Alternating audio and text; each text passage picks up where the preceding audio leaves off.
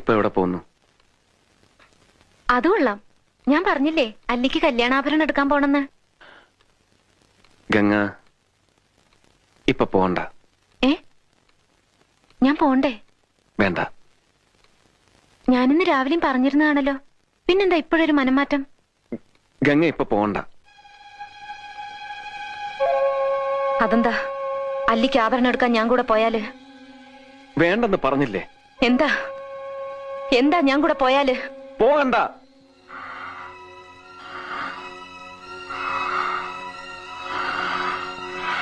വിടമാട്ടെ, വിടമാട്ടെ.